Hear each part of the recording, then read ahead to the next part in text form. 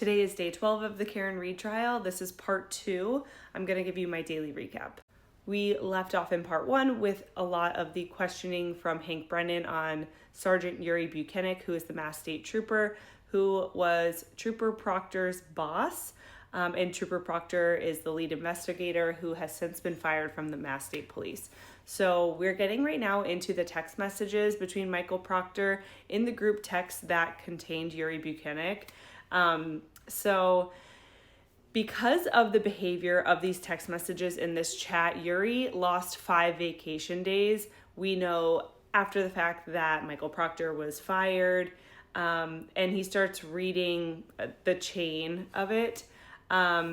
He said, "Funny, I'm going through this R-word client's phone." He's referring to David Yannetti too.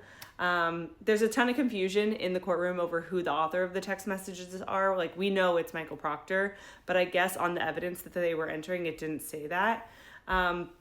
So they kind of bring it up, but we'll get to a bunch of that, I'm sure, with Jackson. And then we start watching some of the Ring camera footage from John's house. Ring video footage was missing from 12:36 a.m. on January 29th, 2022. And the video at 5:07 a.m. is played. And this is the video footage in the morning when Karen Read backs her car into John O'Keefe's car. He doesn't ask any questions about, like, did the car make contact? That might come for a redirect.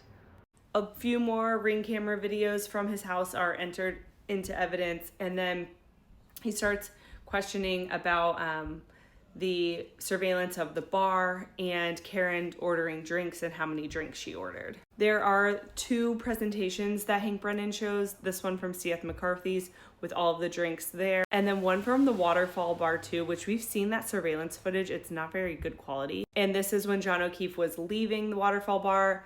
Yuri Buchanan points out that this is the drinking straw that they had found. And now we get into some cross-examination by Alan Jackson. So this is going to go into tomorrow. They ended today, but he still was going. He's establishing that Proctor is the lead investigator, and Yuri is very reluctant to say it. He calls him the case officer, even though they have called him the lead investigator before. He's fighting every question. He's tiptoeing around every answer. He's kind of like anticipating what Jackson's next question is going to be, so he's reluctant to answer. He's asked about how important it is about bias and maintaining the integrity of the case in general. And he says it's very important, but there was nothing that compromised the integrity of this case. I just had like a major eye roll at this point. And then he says, now turning to this case, do you believe this case was conducted with the highest level of integrity, professionalism, and competence? He says yes. There was no bias on the evidence or info collected. He said correct. And he still won't agree to Michael Proctor being called lead investigator. Alan Jackson says, do you believe Michael Proctor's involvement in this case has tainted it in any way? And he says no. Like, how can you even say that? And he says the investigation was conducted with honor and integrity? Question.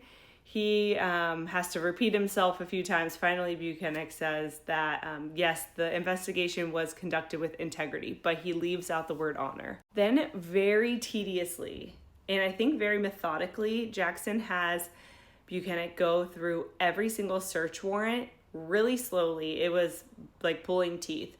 And he basically wants him to identify that all of these search warrants have been written by Mr. Proctor. It's very slow, but I think he made his point. And the more that Buchanan drags his feet, the worse he looks. Alan Jackson reiterates that at some point in the morning time, they learned that this was the death of a Boston police officer. He says correct. And at no point you or Proctor went over to 34 Fairview that day. And he says correct.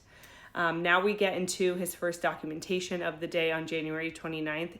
It's when he called the medical examiner's office, and he told the medical examiner it looked like John O'Keefe was hit in the face with a cocktail glass or was in some sort of physical altercation. That was his first thing that he said to the medical examiner. So Jackson wants to know, if this was your first thought, what steps did you take for the witnesses that you've interviewed to see if there was some sort of physical altercation in the house?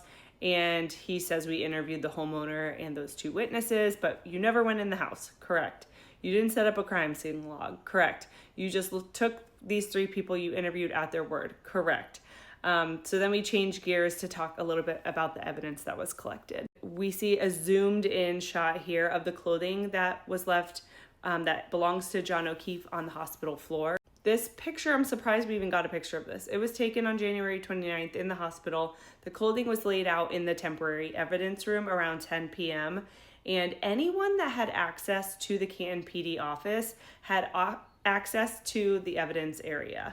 That includes Michael Proctor.